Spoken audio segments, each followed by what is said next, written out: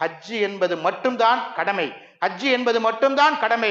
ஹஜ்ஜி என்பது மட்டும்தான் கடமை. திரும்ப திரும்ப சொல்கிறேன், ஹஜ்ஜி மட்டும்தான் கடமை.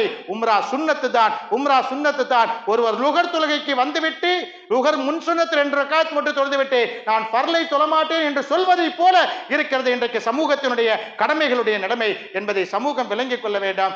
ஒருத்தர் ஹஜ்ஜுக்கு போனால் உம்ரா செய்து விடலாம். ஆனால் உம்ராக்கு போகக்கூடிய ஒரு நபர் ஹஜ்ஜு செய்ய முடியுமான்னு கேட்டா செய்ய முடியாது.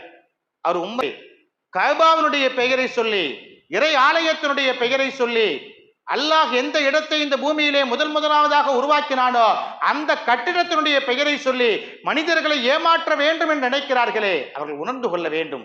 அல்லாஹு தஆலா காப்பாற்றணும். இந்த மாதிரி போலியான நடவடிக்கைகளை விட்டு, போலி சம்பாத்தியங்களை விட்டு, போலி வருமானங்களை விட்டு, கஅபத்துல்லாவை காட்டி ஏமாற்றக்கூடிய அந்த தனத்தை விட்டும் அல்லாஹு தஆலா நம்மை பாதுகாக்க வேண்டும். எவனோ ஒருவன் ஏமாற்றினால் பரவாயில்லை.